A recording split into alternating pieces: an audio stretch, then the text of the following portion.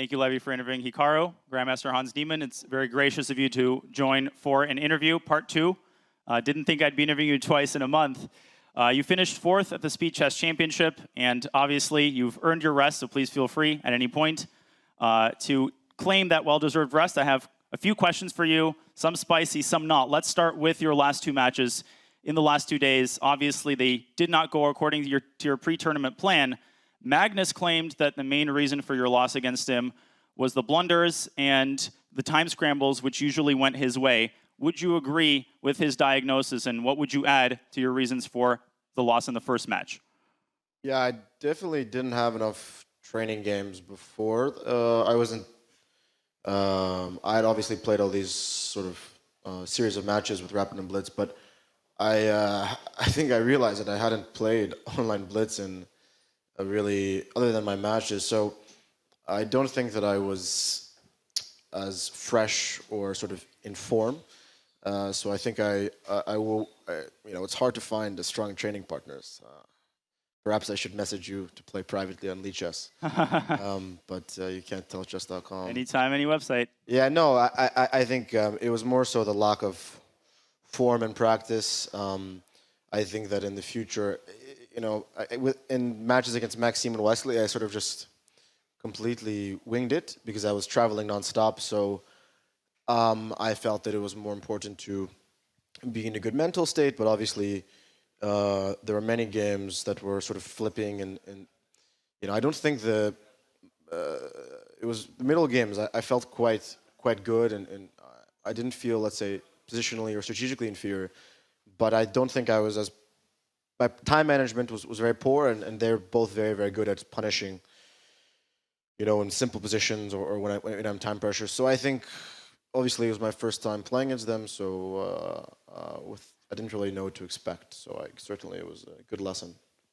Do you think the fact that you were under the bright lights, literally, as you said, felt quite different from the previous SEC matches you played, and must have felt different from the OTB matches you played against Giri, Bakro, etc.? How much weight would you give the atmosphere, the environment, all of the cameras, and the fact that obviously Magnus has a lot of experience dealing with all of that?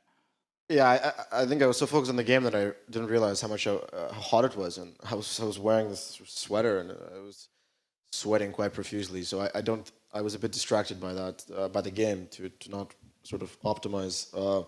But yeah, I think I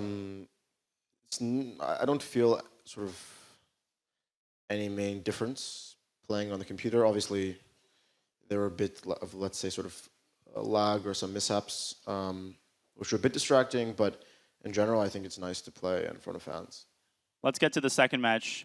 Today, obviously, also did not go according to plan.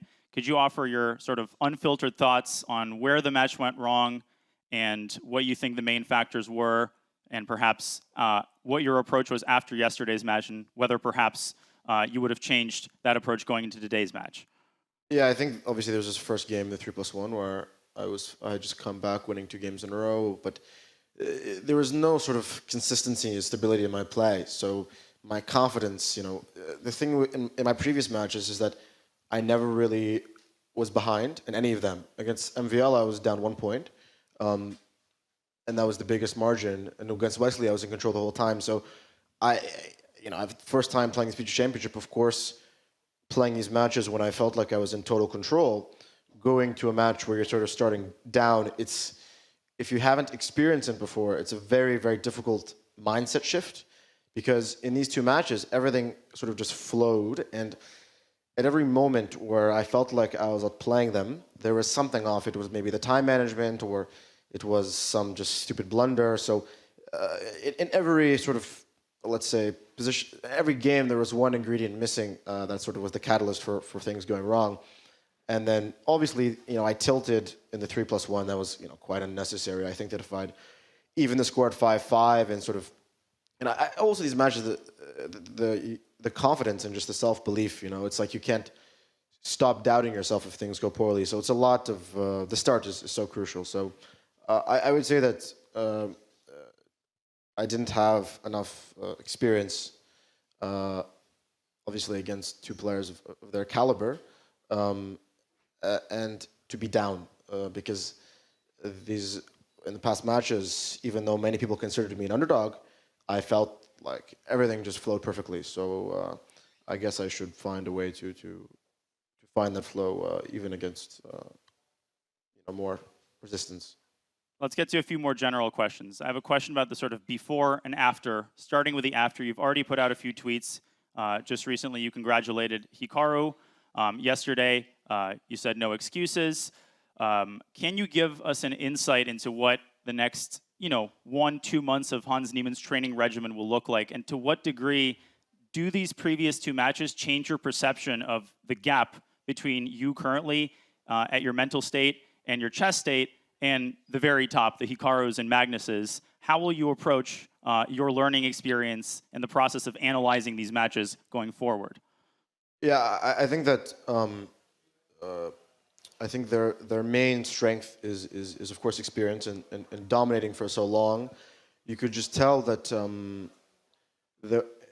I think that a lot of these games, when both players are very strong, it comes down to these scrambles. It comes down to the minute details that aren't even chess related when it comes to time management. And because I wasn't as, sometimes you just, like, the art of time management is something that I don't think any chess player comprehends. Sometimes you just manage your time in the right way and everything goes well. So I think that on a purely positional understanding, strategic, on that level, I don't feel that I'm inferior. I do think I have a lot less experience, which might cause me to take more time to understand certain things, but I do think I'm younger and sharper in certain regards. So I think the main point is to reach their level. There is certainly more opening work to be done. As in these other matches, I was in complete control, so I could play the Berlin every game. But obviously, when you deviate and they're in control, they're going to try to kill the game. It's a very delicate thing. So I think that's with some opening work and more experience, and perhaps the right mindset, I do think that I can defeat them. There were moments where I felt like some holes and some weaknesses, and some openings, but they're very, very small, and you need to be very efficient to do that. So I have about 2 weeks. I'll be playing I've been invited to an invitational event. It's a big surprise. I'm playing the Gashimov Memorial. It's a Rapid Blitz tournament, and then obviously at the exact same time as this, I'll be playing the Champions Chess Tour. So I won't have much break, but I'm looking forward to the next year, and I think that I'm obviously only 21. But I think that the most important thing about to leave from this is that my main objection against, let's say, critics in the chess world is that I just simply want the opportunity to play. So I'm glad that I qualified and I got to play. I'm not asking for special treatment. All I want is the chance to prove myself, and I'm appreciative of the lessons I've learned. Of course, I might not be the most respectful person, but I would hope that you appreciate what has been done to me, and I think it's time to leave that in the past and let the chess speak for itself. I think your detractors and your fans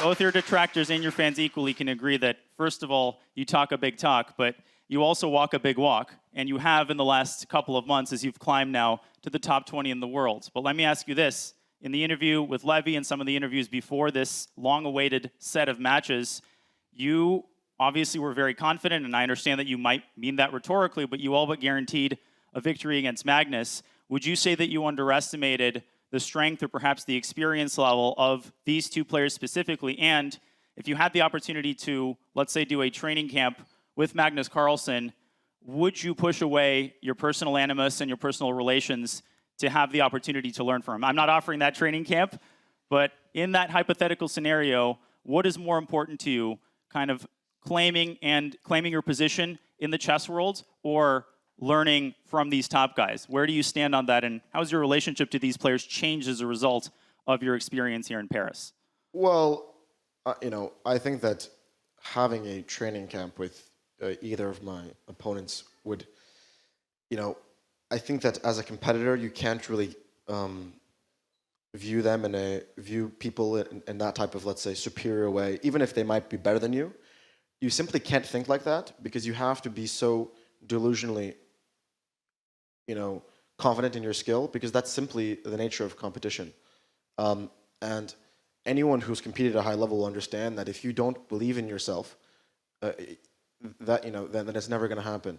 And my, as some people might call it, delusional belief in myself, was when I was a 24/60 international master, and I said to a bunch of grandmasters, I said, I'm going to be 2600 in 1 year, and every single one of them laughed at me. I remember being at a after party of a chess tournament, and they asked who was the most talented player here. Not a single person said me. So while people might find my belief in myself controversial, I view it as a necessity for success. And with regards to my relationship with them, to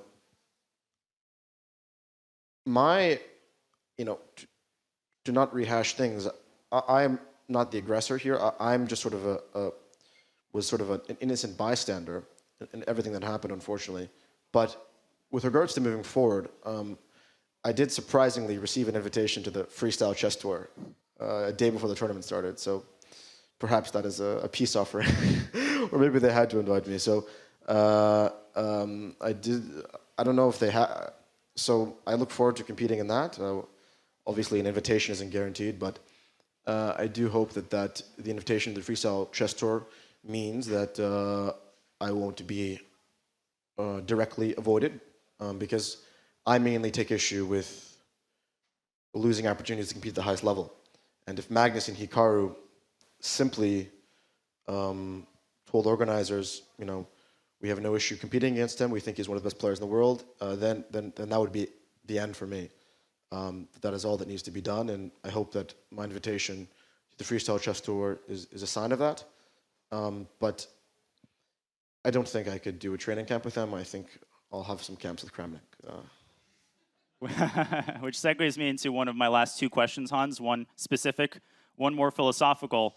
I want to ask you about Kramnik. Obviously, contentious figure, as Levy pointed out. Hikaru had some choice things to say about him. Now, Kramnik, he started his campaign against cheating with a video about you that I think he since deleted, where he expressed some suspicions about a game that you played. Now, everybody has said things that they take back. I'm not trying to reopen old wounds, but I have sort of two questions, and you can answer either or neither. The first is, you have to admit that most chess players, most independent chess players, do very strongly disagree with a lot of Kramnik's assertions, his methods, a lot of his accusations. I can speak to that personally.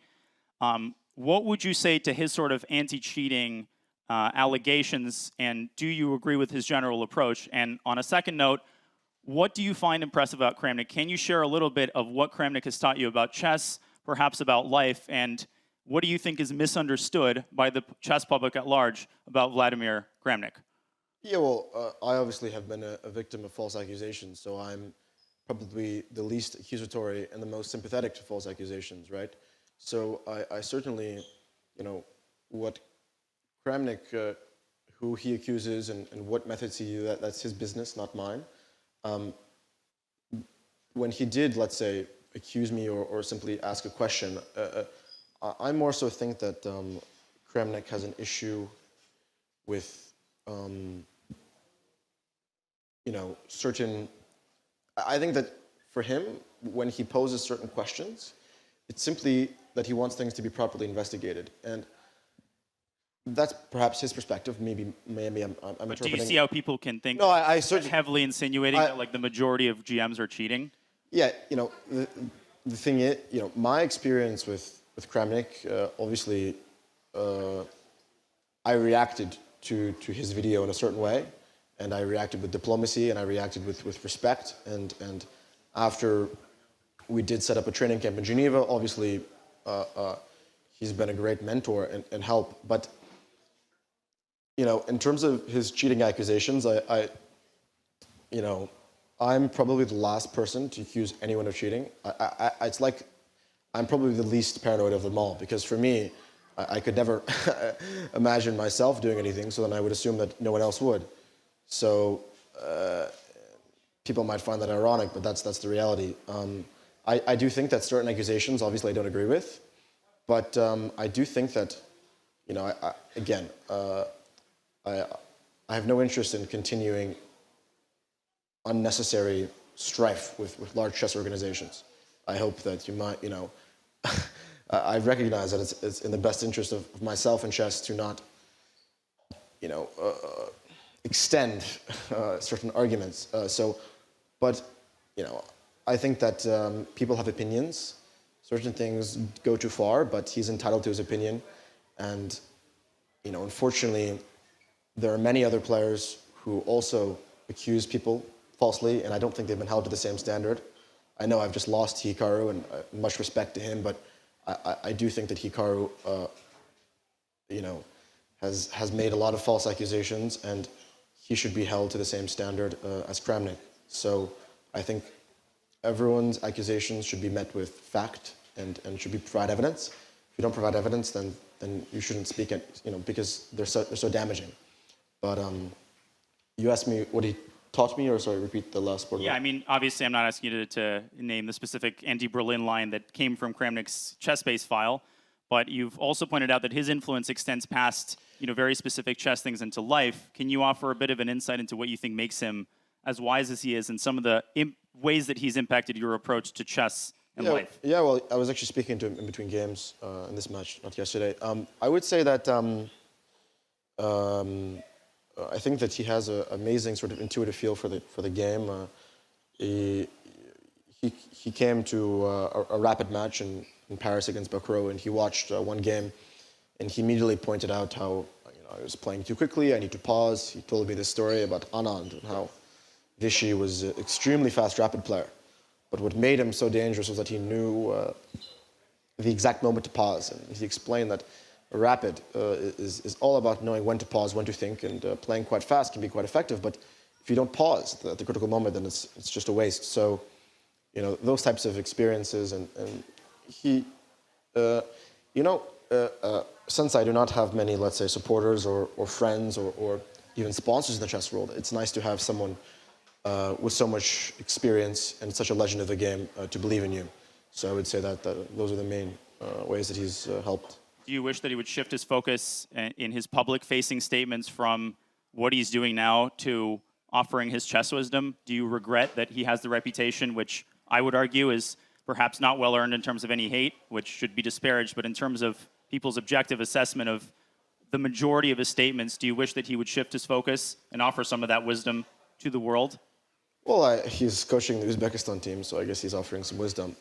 I do think that it's important for there to be not just to be one consensus, and in the chess world there's often one consensus, and I think we should welcome challenging voices. However, you know, cheating accusations are a very serious thing and have a serious detrimental impact on people's careers. So perhaps, you know, it's not my job to judge, but he could certainly be more diplomatic, as can I. But sometimes when you or believe in something, you are not as diplomatic as you should be, which in some cases is necessary, some cases it's not. He has a lot of wisdom to bestow, and I think he has the right intentions, but I guess it's for the people to decide, not me. Final question, Hans. Obviously, there's been a lot of labeling done. People see you very differently. You've been called the bad boy of chess, the villain of chess. Obviously, you've been compared to Fischer, sometimes positively, sometimes not. Fischer is another one of your idols. Do you embrace this label? You called yourself a revolutionary in the Levy-Rosman interview that triggered some waves. How do you see yourself, and do you wish that your general perception by the chess public were redefined, or do you embrace that label, and does it carry you forward? How do you wish the chess public's perception of you to change in the coming months? To be honest, I don't mean to mock Hikaru, but I really don't care about what people think of me and how the public perceives me. I only care about if I'm a good influence on whoever my supporters or fans are. I only care that if I manage to be an inspiration to others. People's perception of me is curated, and I think my life and the things that have happened to me are extremely nuanced, and I feel that it's hard for most people to understand all the context and details. So for me, my understanding of the public view of me, I don't take it too seriously because I've never watched a YouTube video in my life and written even a comment, if not even a hate comment. So I would say that sometimes there is a silent, a vocal minority, but I do think that my legacy will be as a competitive player. I might be known for other things, but I got fourth in the speed championship. I do think that I'm the fourth best speed player in the world. I think that on a better day, I could have beaten Alireza and Hikaru because I've played a lot of games against Alireza in 3+0, and I had a great score. But I think that eventually I'll be able to become the best, let's say, blitz player in the world with enough time and work. Classical is a bit more complex, but that is my main goal. And although these defeats were humbling and I learned a lot from them, it still has reaffirmed my faith that being the best is possible. And the path and the specifics of what must be improved has become very clear. Well, that was a very gracious and informative response. I did lie about one thing. I said I'd let you get your rest tonight, but you're actually chained to this chair. No, just kidding. I said that was the last question, but I'm being told by the superiors to ask your honest predictions about Carlsen versus Ferrugia. Will you be watching? And who do you think, how much of a favorite is Magnus Carlsen, in your opinion? It's hard to say. I was very surprised with how Alireza beat Hikaru.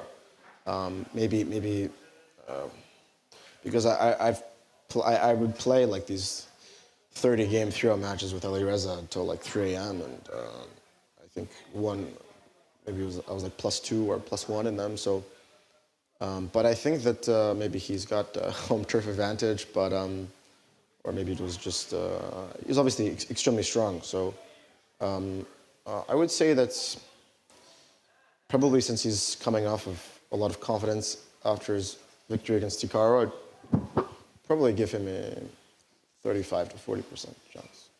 Well, that's a reasonable prediction. Hans, your SEC run is over, but obviously the public's eyes, both literally and figuratively, will be on you for the coming months. Any last words before I say goodbye and let you get your rest? No, thank you to everyone for coming. I'll be back next year much stronger, and this is not the end, and one day the chess will speak, and you'll all hear it.